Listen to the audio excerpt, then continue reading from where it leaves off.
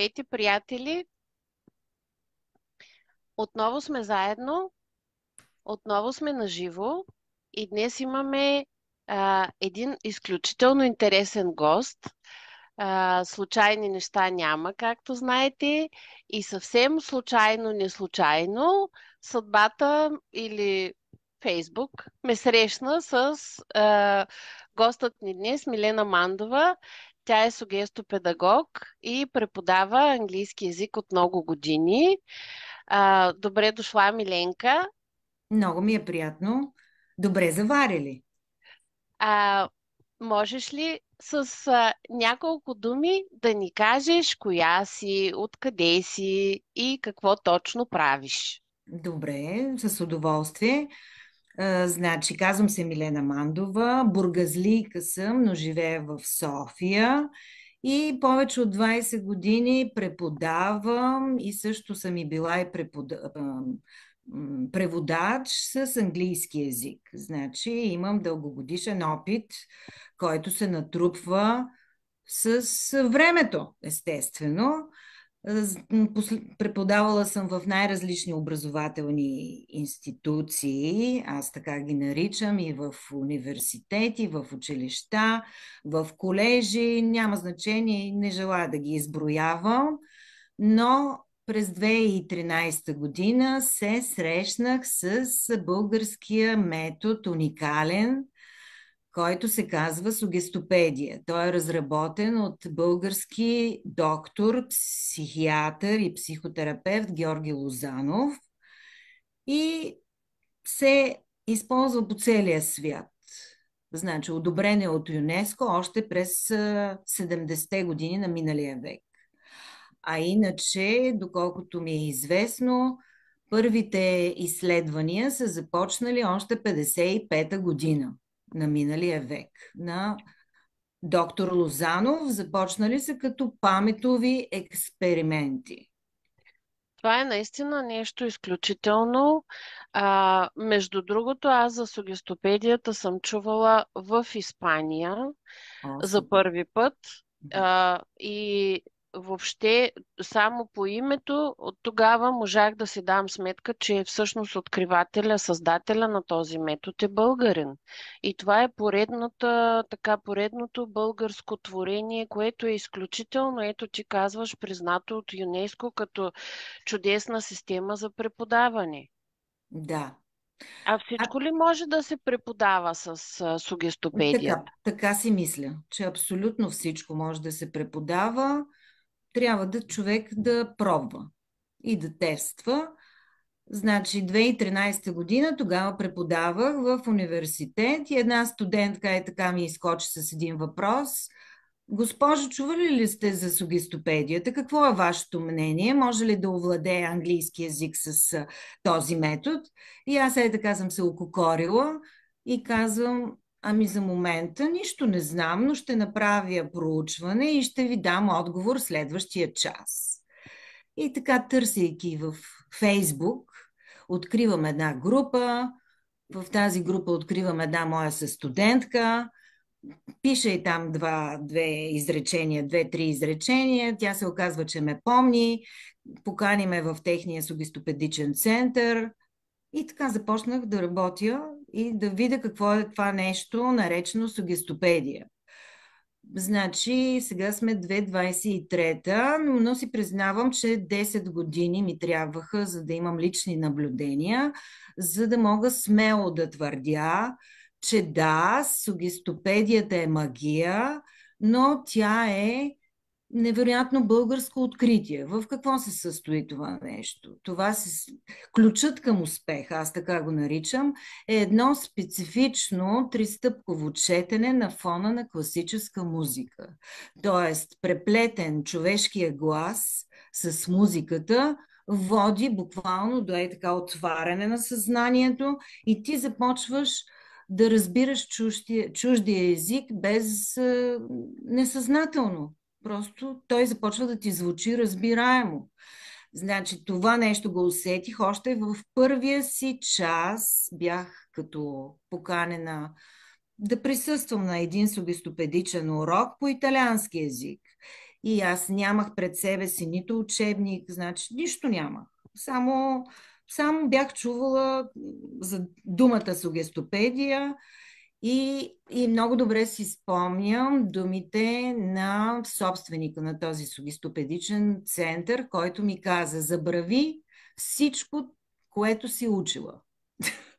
Това е нещо различно. Забрави наученото и просто наблюдавай с широко отворени очи. Това съм му много благодарна. И аз точно така влязах и слушах. Бях леко така като натръни. И какво усетих? Значи в рамките на час и половина, значи това бях класическия сугестопедичен урок, продължава 3 часа с половин час пауза. Значи след паузата следват още час и половина занимания и започва преподавателя да чете новия урок, така да го кажем. Аз ги наричам учебник сценарий. И докато той чете новия урок, така наречен новия урок, на фона на класическа музика, значи само чувам неговия глас и фон музиката, стоя си на столчето там във ъгъла и докато слушам, не знам на коя минута, нали, аз съм била шокирана, но след известно време аз просто усетих едно наистина такова изумление, че сякаш косата ми, цялата настръхна, косата ми буквално се изправи. Значи аз усетих, че започвам да разбирам какво този човек, преподавателя, ми говори на италиански език. Значи усещането беше толкова силно, че действително аз го преживях като магия. И си викам, не е възможно това нещо. Но продължих да слушам така с изумление и в края, като приключи този час и половина, тази продължителност, нали, от това четене, аз попитах преподавателя, приключи всичко и попитах за това ли ставаше дума в урока и той потвърди да, с една усмивка, вика, да, ти всичко си разбрала. Това Това го е Добре. нямах чудесно. никъде. Това е... Аз искам да попитам, става ясно, че този метод спестява време. Абсолютно. Освен това, научаваме се много бързо да разбираме смисъла Да. на Да. друг език. А той може ли да ни помогне ние самите да се научим да говорим този език? Мисля, че е възможно. Защото все повече и повече, не знам дали знаете, но аз поне съм срещнала няколко дечица на мои приятелки. Те са вече 5 години наблюдавам също техния процес. Значи преди 5 години едничко много добре си го спомням, беше на 5 годинки, само докато слуша английски език през таблета, то проговори езика, без да Да, има защото никаква чужда помощ. всъщност по този начин влиза през друг канал, влиза по Ми друг не начин знам, но е езика. възможно. Значи технологиите действително могат да подпомогнат процеса и буквално децата проговарят на чужди език като роден. Това е възможно, но както виждаме е възможно още преди колко години, да кажем паметовите експерименти, 55-та година или 70-те години, значи знаело се, че това е възможно още преди Тогава. 40-50 години. Да. И по този повод аз днес искам да поздравя всички, които ни гледат с Деня на народните будители, защото ние днес с Милена Мандова си говорим за сугестопедията и за един народен будител, професор Георги Лозанов, който е създал този уникален метод. Нека да се гордеем с нашите будители и нека да ползваме това, което те са ни оставили, защото то е световно признато, но както винаги, никой не е пророк в собствената си страна.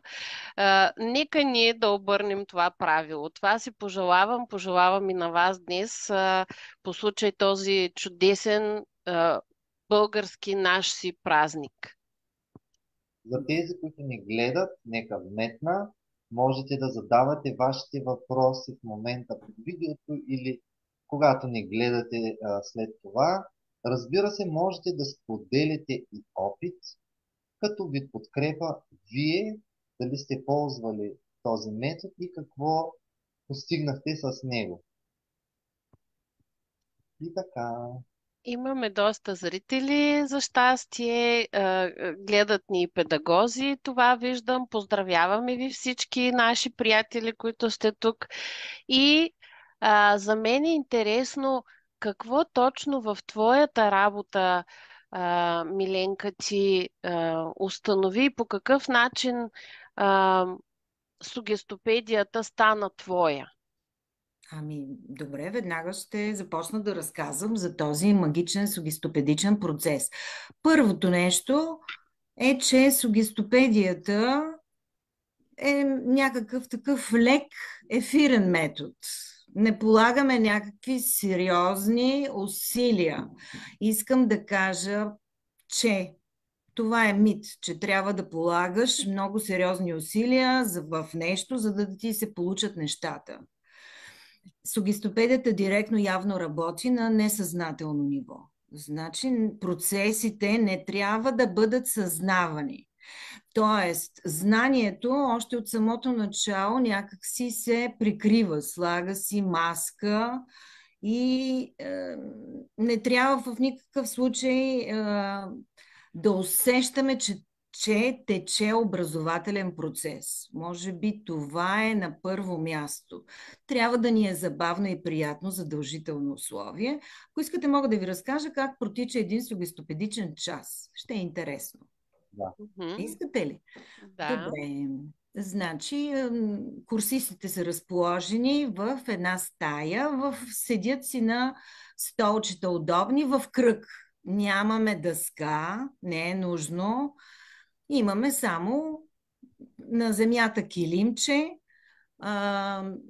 по стените има картини, може да има и някакви надписи, но не е задължително. Всеки сугестопедагог си прави стаята така, както на него му хареса. Така, влиза преподавателя, може да каже няколко думи за сугестопедията, пак излиза и влиза аз примерно влизам, не е задължително, с един куфар. Този куфар има плюшени играчки. Това продължавам да го използвам. Под някаква форма тези плюшени играчки им ги раздавам на курсистите, като им казвам, че това са странни създания и тези странни създания ни помагат във всичко. И е хубаво да седят близо до нас, просто като успокоение. Така, и започвам да им задавам въпроси. Вие знаете ли къде се намирате? Те някой път казват да, и аз им казвам не, грешите. Изобщо не знаете къде се намирате. Вие сте в филмово студио. И тук сега аз съм режисьора на новия филм. Искате ли да вземете участие в моя нов филм? И ги подканям те да кажат да, искаме да участваме в вашия нов филм. Представям себе си. Казвам се Миранда Травълайс. Избрала съм си английско име. И ги подканям. Казвам няколко интересни неща за новата си самоличност. Миранда Травълайс се казва. Тя е режисьор на филми. Така. И казвам, примерно, кой е баща ми, коя е майка ми, съпруга ми, дали имам деца. И показвам разни картинки. Обикновено гледаме да имаме роднинска връзка с някой известен човек. Много е полезно да имаш роднинска връзка. Тоест, Миранда Травълайс има нова, нали, не съм аз, Милена Мандова, Миранда Травълайс, тази жена е режисьор на филми и тя има друга автобиография. После подканям курсистите да си изберат ново име. И там някъде съм залепила списък с нови имена. Те си избират ново име.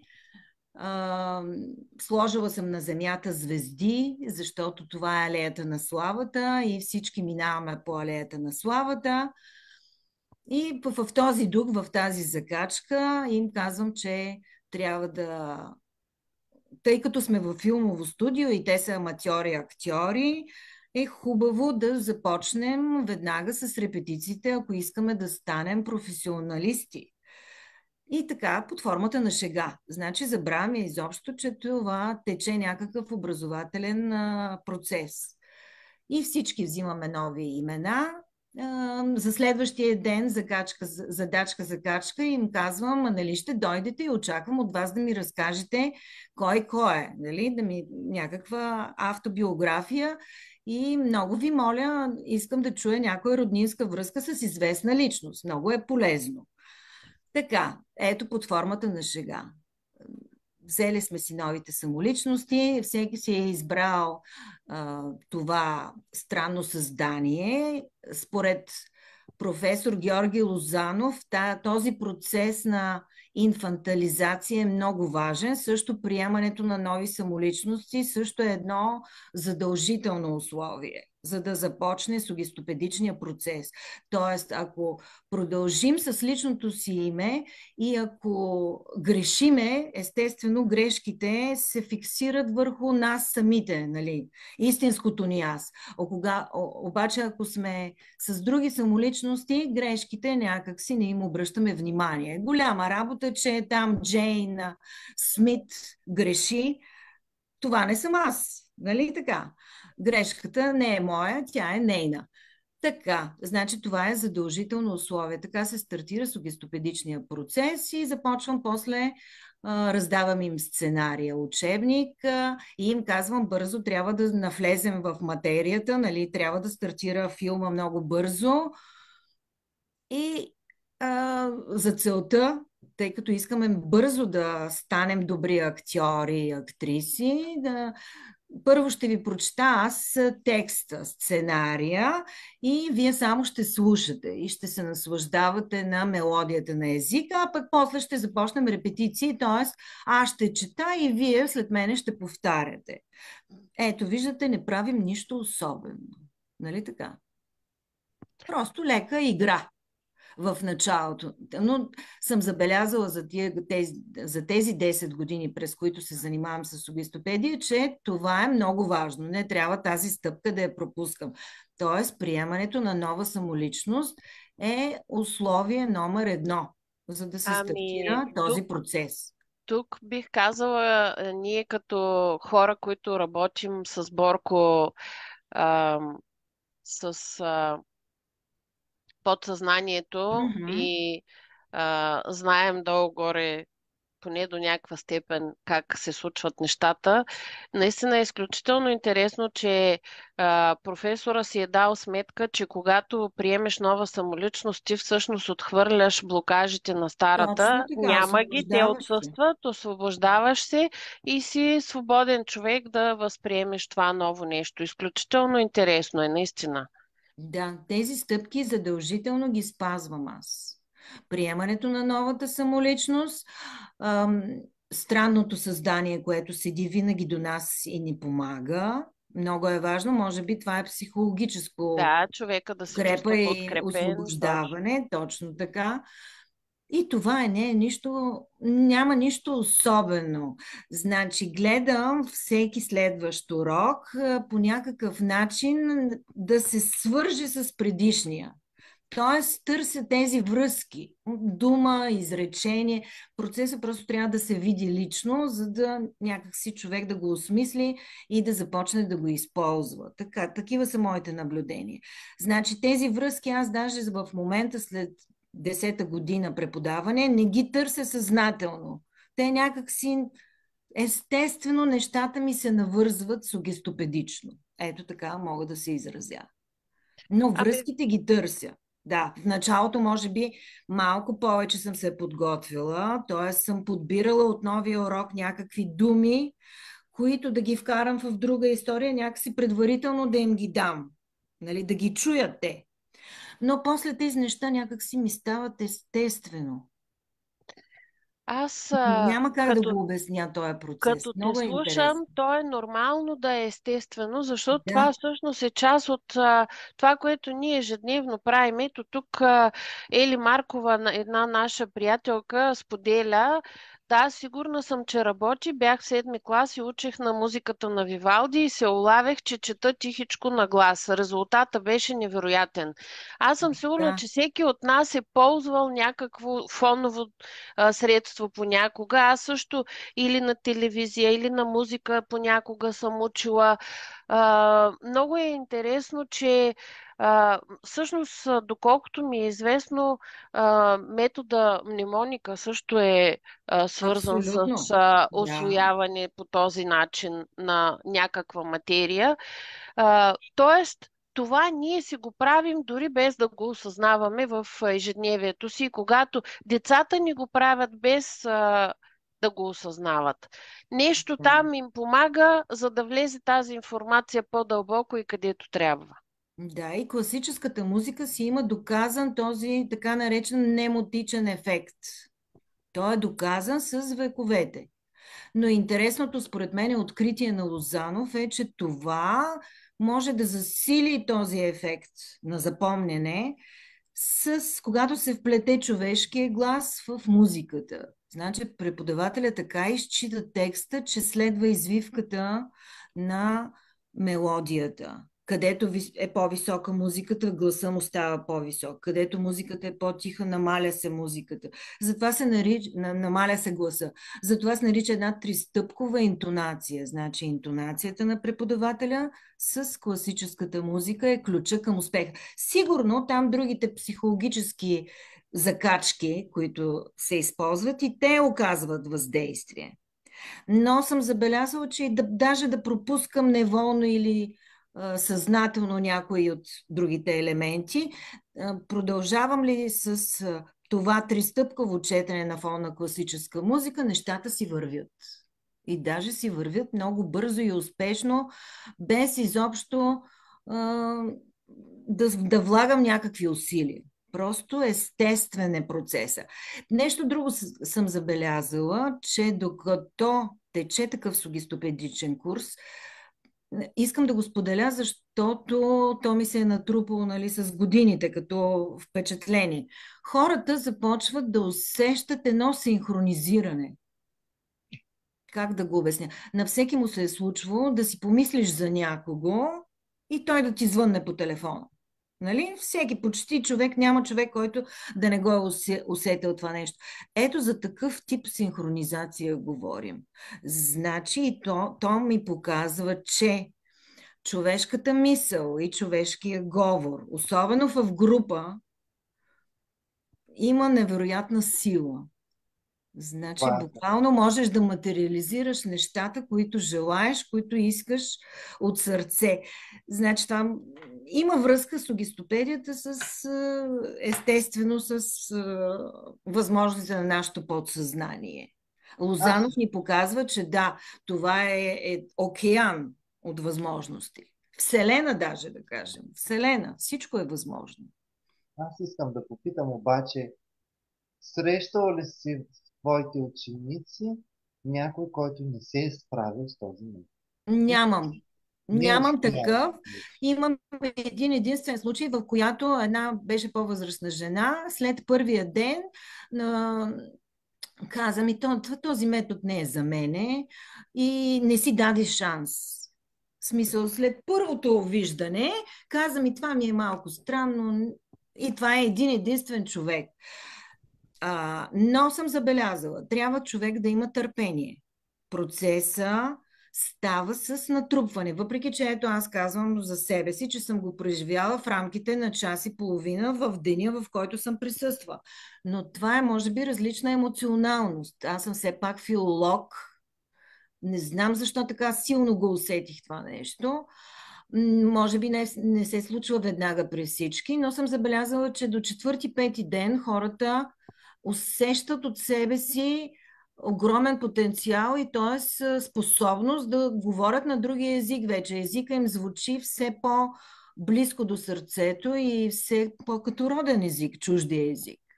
Това няма как да се случи. Даже имах една курсистка наскоро, след уикенда идва в понеделник и казва, да знаете, аз вече гледам BBC новините без никакъв проблем. Новините по BBC. С абсолютно всичко разбирам. Значи процесът е естествен. Ти започваш първо да разбираш и някак си естествено проговаряш.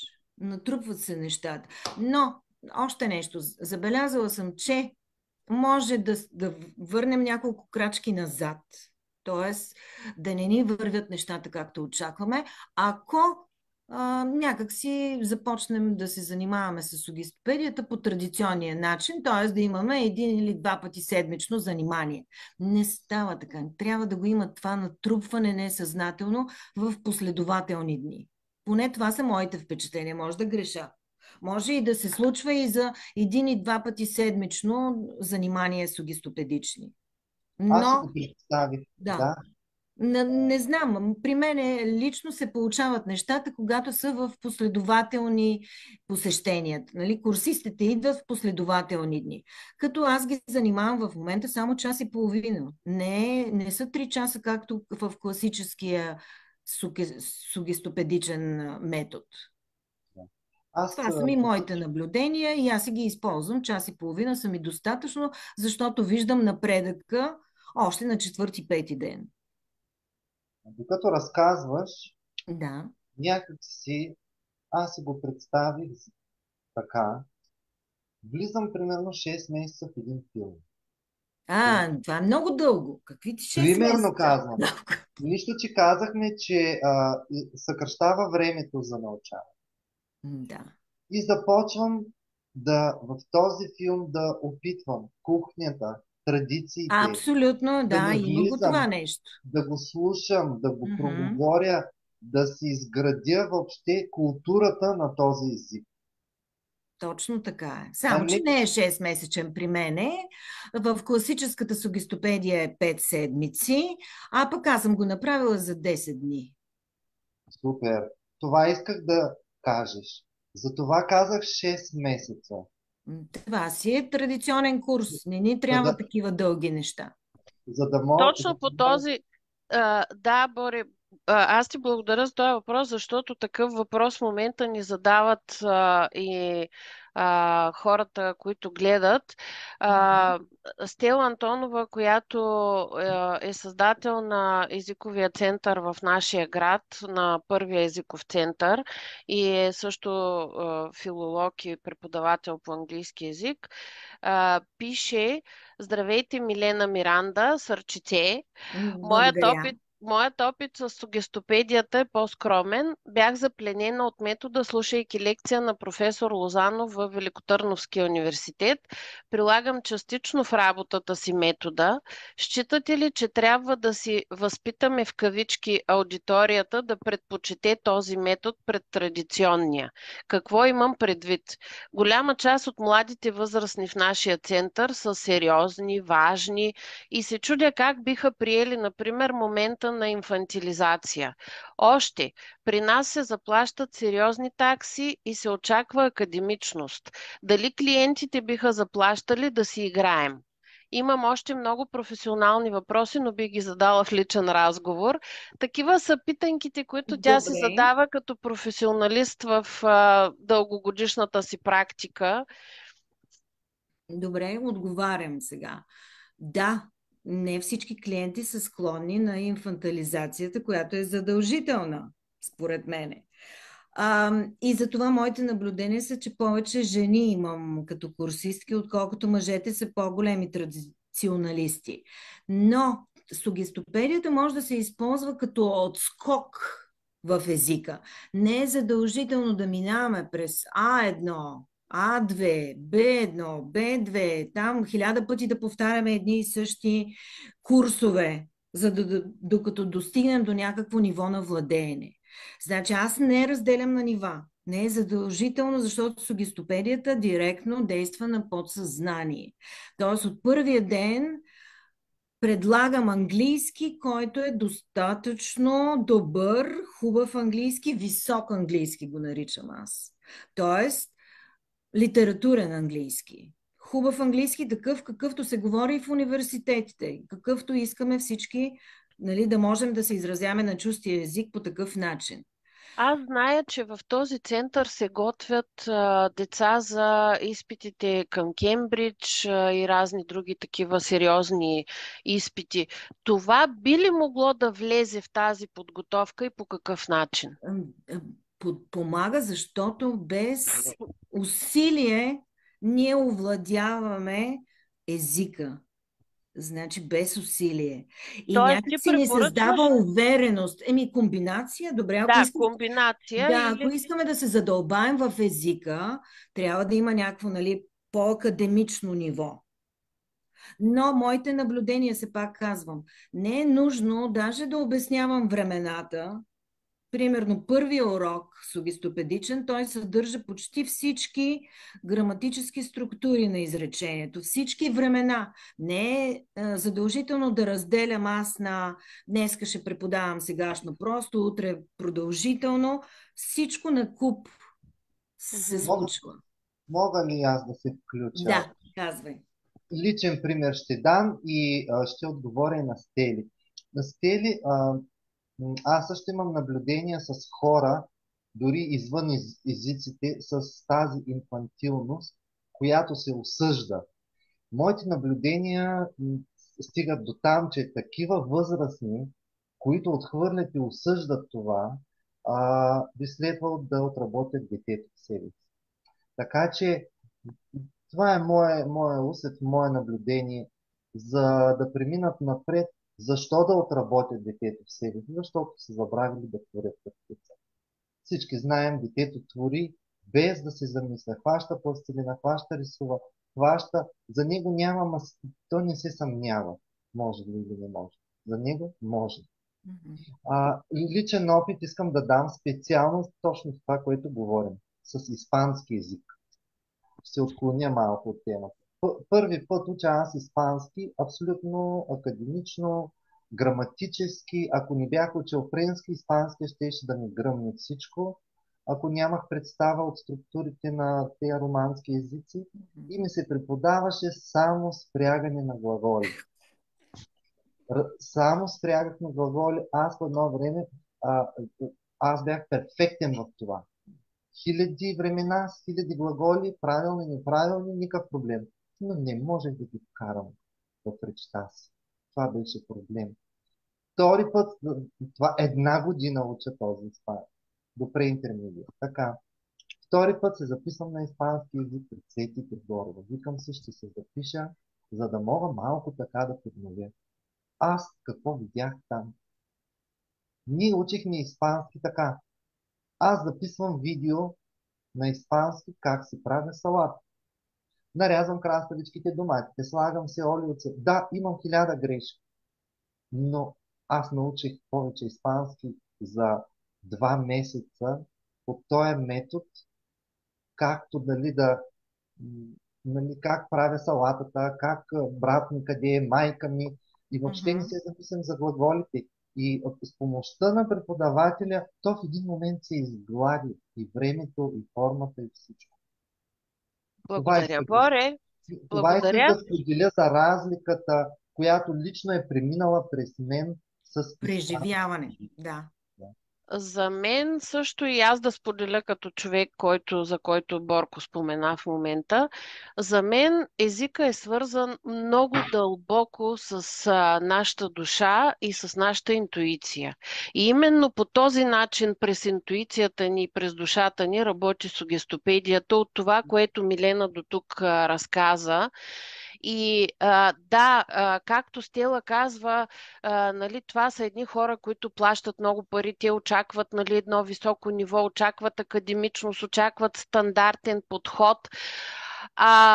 Може би има начин да се направят успоредно нестандартни групи и стандартни групи, за да се види и за да може тези нестандартните групи да покажат всъщност какво ще се случи. Защото този метод подлежи на изследване, според мен, от всеки един педагог. Всеки един педагог ще намери точно неговия начин на приложение на този метод. Ето, тя казва, аз понякога използвам принципите на сугестопедията в работата си и със сигурност намира кога, къде точно да да подпомогне процесите, но за мен, когато се освободят децата от тази академичност и когато първо се възприеме езика като употреба и тогава се обясняват правилата, много по-добре работи.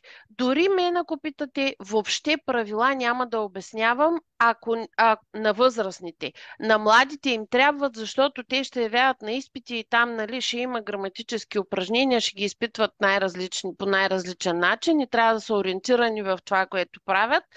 Но възрастните, които учат език, който им трябва за да го използват, те нямат нужда от тази граматика. Аз съм забелязала, понеже работя по испанска система, която първо вкарва материала като контекст, като място, като тема, и тогава вече започва граматическата част да бъде обяснявана, но хората вече са ги усвоили в речта тези граматически структури. Те ги използват. И чак тогава им ги обясняваме, що аджеба така го използвате вие. Да. Тогава виждам как те се объркват.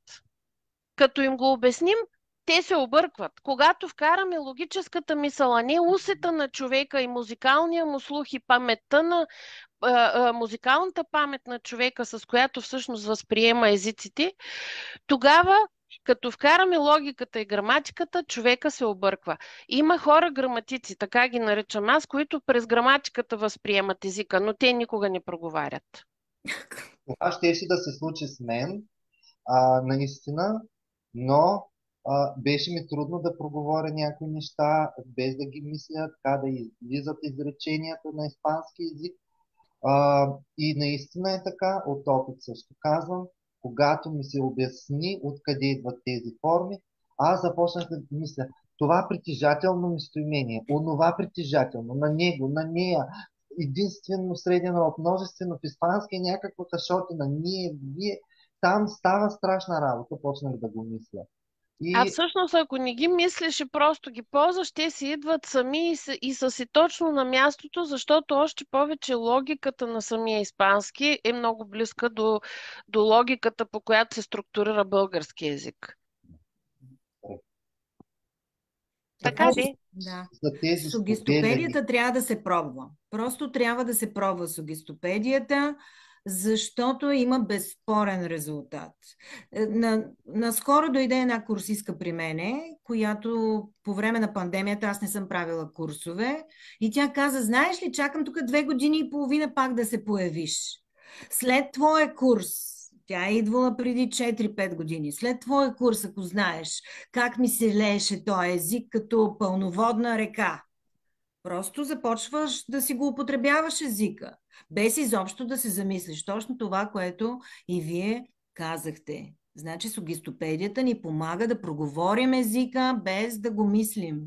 Без да мислим това за е правила. всъщност основната цел на езика. Ние като говорим на български не си мислим кой член използваме и това съществително ли, прилагателно ли, нали? Не го мислим това. Да, хубаво е да го знаем, но ако започнем от него, няма да знаем. Значи едно дете как проговаря български? Как проговаря въобще за първи път? Да. Именно.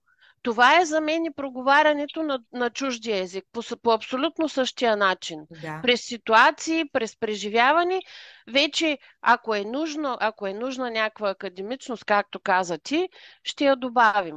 Но за мен часовете през преживяване и през смешки и диалози са много по-весели. Естествено, има моменти, в които, нали, когато готвиш някой за студентстване, за кандидатстване, там вече е по-трудно, но има моменти, когато може пък да се използва. Аз много благодаря на Стела за този въпрос, защото все пак, когато се говорят професионалисти, нещата стават малко по-изчистени и по-ясни.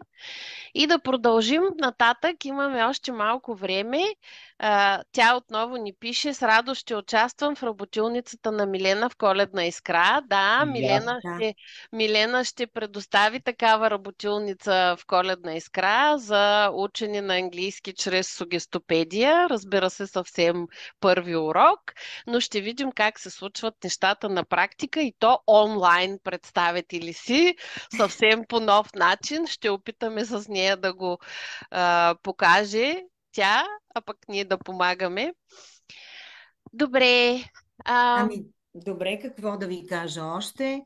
Значи трябва да се преживее процеса, много е интересен и нещата се случват естествено. Значи чуваме още от първия ден, искам да кажа, голямо количество автентичен, хубав английски език, литературен език.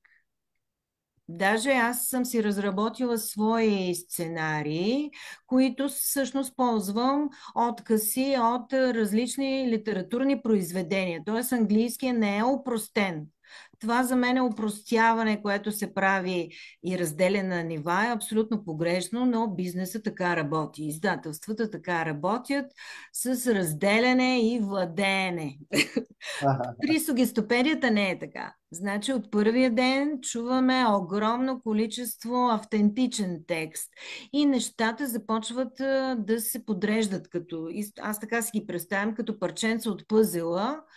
Тоест, като чуем от първия ден хубав английски език и то в рамките на няколко дни ни се натрупва така този език в подсъзнанието, парченцата от пъзела, т.е. граматически структури, там лексика най-различна, започват да се подреждат и ние някакси по-бързо успяваме да видим картината на езика. Аз си представям езика като една красива картина. И любимата ни фраза в нашия сугестопедичен център, т.е. в моя, защото нямам в момент друг колега, е English is a piece of cake, което означава английски е лесен. Но това е една фразеологична хубава фраза, която се превежда, ако е преведем буквално, че английски е парче торта. Ама той не е парче торта, но все пак това означава, че английски е лесен. Как звучи хубаво на английски? English is a piece of cake. И също една, искам да кажа фраза, която много употребяваме. Fake it until you make it. Тоест, изиграй го първо, влез в ролята, а пък то може да стане реалност. Никога не знаеш. Ето, това е сугестопедията. Наистина е магия, защото нещата се съкръщават във времето, могат да се случат много по-бързо и хората така се запалват по езика, че после индивидуално си се занимават във всеки удобен момент за тях. всъщност можем да кажем, че всичко натурално и естествено, днес ние го наричаме магия.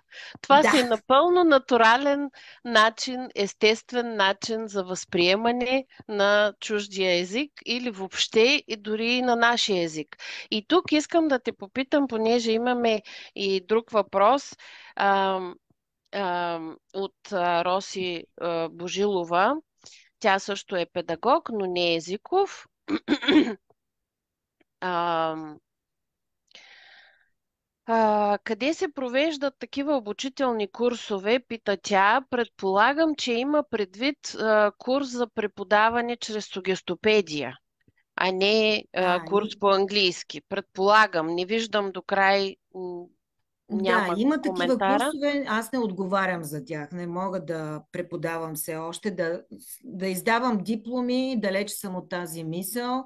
Има се фундация на Лозанов, хората, които държат правата, не знам права ли как се нарича, те отговарят за тези курсове, знам, че пак са на нива, за съжаление.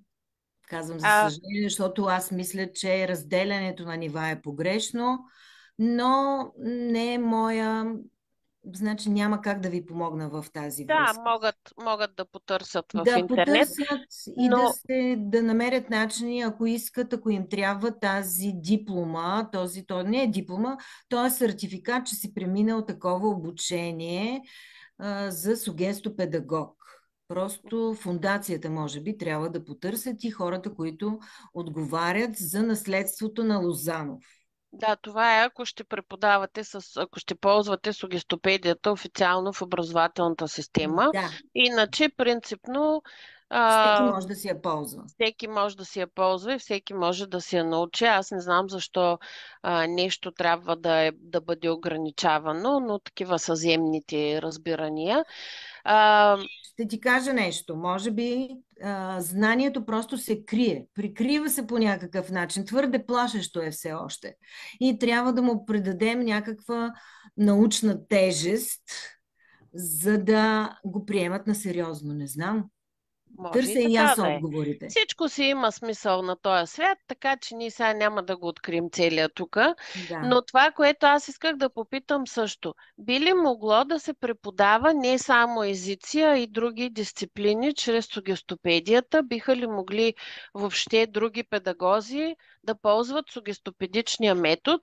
И книгата на Георги Лозанов спокойно ли се продава, свободно ли се продава? Има ли такава книга, има ли ръководство?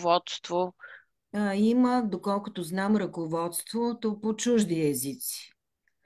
Но това ръководство не виждам да има от него кой знае каква полза.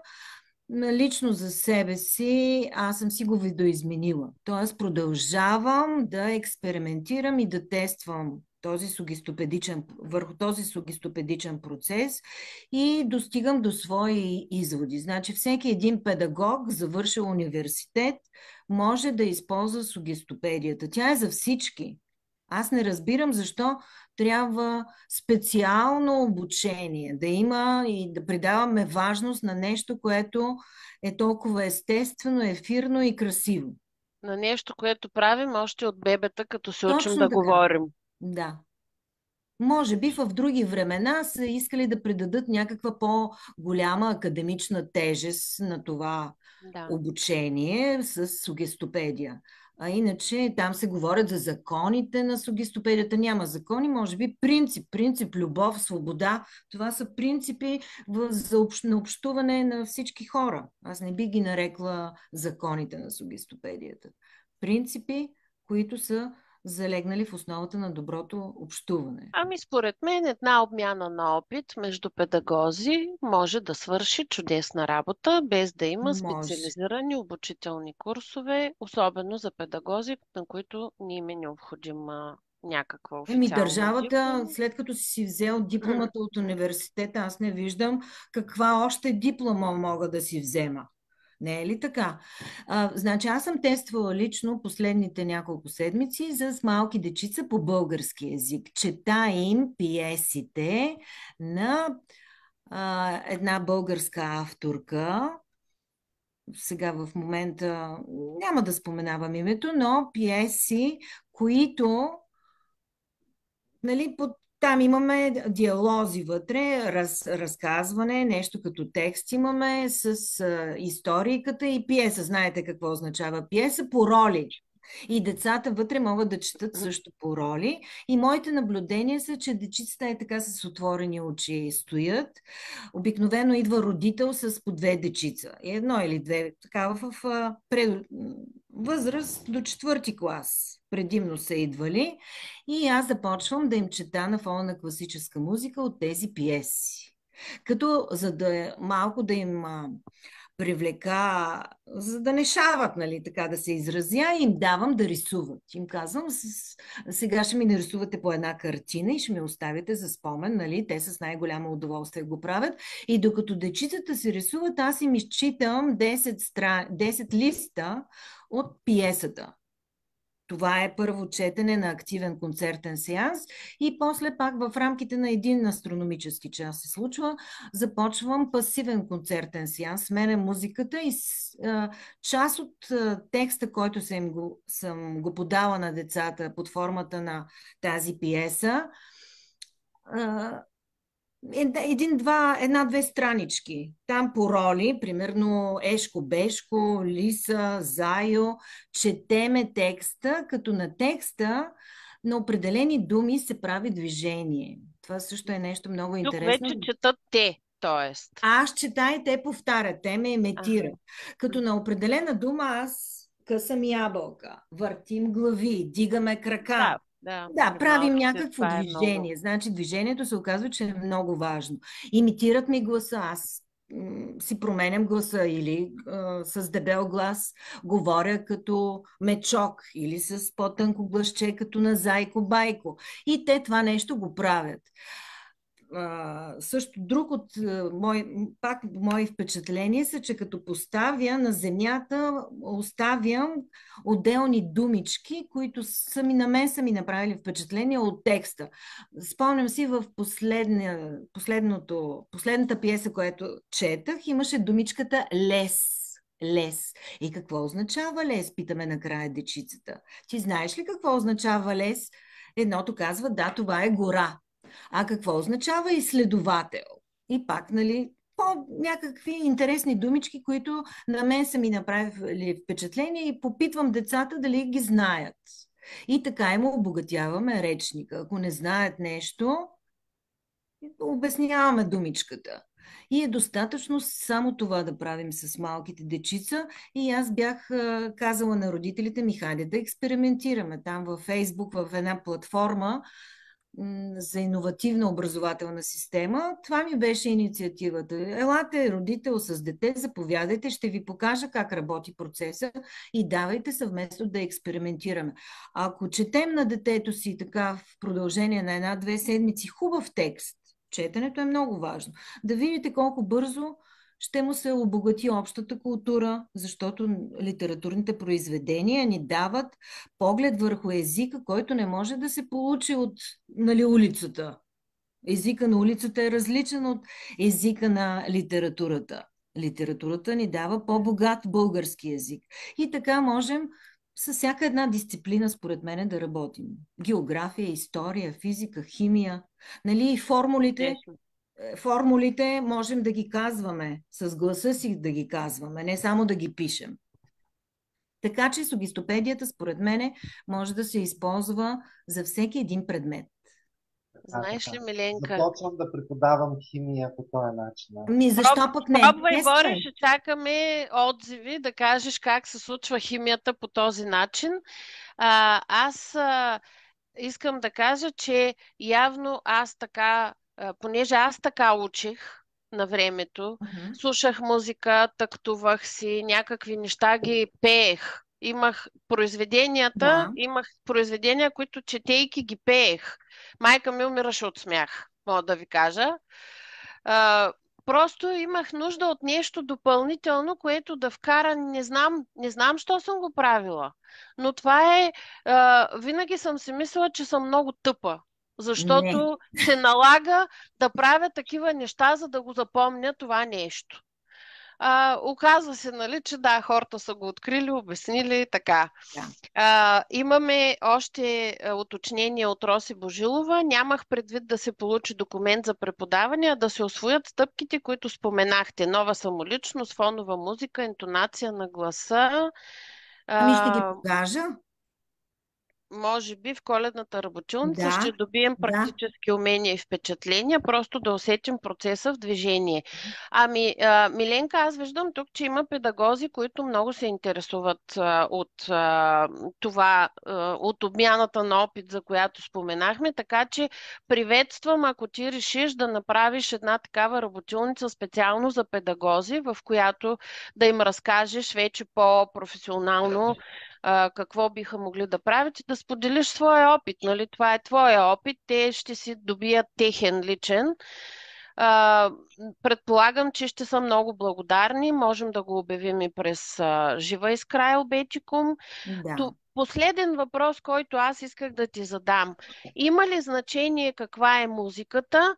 Тя конкретна музика ли е или може всякаква класическа музика? Ти спомена, че е Да. класическа, това казвам класическа. Отговарям. Разработена е на времето от музикални специалисти. Имало е институт по сугестология и сугестопедия и аз разполагам с 10 подборка от музикални произведения в 10 урока. Активен и пасивен концертен сеанс се наричат. Аз разполагам с музиката и ползвам тази музика. Но наскоро открих една бразилка, с която си пиша, преподава също по метода на Лозанов И тя казва, че ползва музика, каквато намери в YouTube. Тоест, каквато? Бразилка! Представете ли си, Бразилка. Да. бразилка ползва метода на Бразилка Лозанов. абсолютно ползва и то го ползва от 18 години, бразилката. И ми казва, че ползва произволна музика, каквато тя си избере в интернет, но пък аз си предоставих българската музика. Така някак си ми беше на сърце. Викам, сега ще ти дам линк да си изтегляш от моята страница, да си изтеглиш активен и пасивен концертен сеанс, защото това е знание, което трябва да бъде достъпно до всички. Така си мисля. Много ти благодаря за това, което каза накрая, защото ние също с Борко сме хора, които смятаме, че знанието трябва да е достъпно за всички. Мгм. И това е смисъла, който влагаме в тази страничка Жива искра, през която излъчваме най-различни такива интересни теми с прекрасни гости, които споделят точно информация. Когато ние знаем това знание, което той е дал като основа професор Лозанов, ако бъде достъпно, ако бъде по-свободно достъпно, всеки един педагог ще го развие, защото това е ролята на педагога. Той да Да. развие основите на педагогиката според своята група, според своите клиенти, според своите ученици, така че да бъде подходящо преподаването точно за тези хора. И ако той по призвание е наистина учител, както казвам аз, ще намери начин от този метод да извлече най-доброто за конкретните хора, на които иска да го предостави. Много ти благодаря за днешната среща. Виждам, че много доволни останаха нашите зрители. Всеки, който има въпроси, може да ги зададе лично на Милена в нейната страничка. Ще я сложим в коментар, за да можете да се свържете с нея.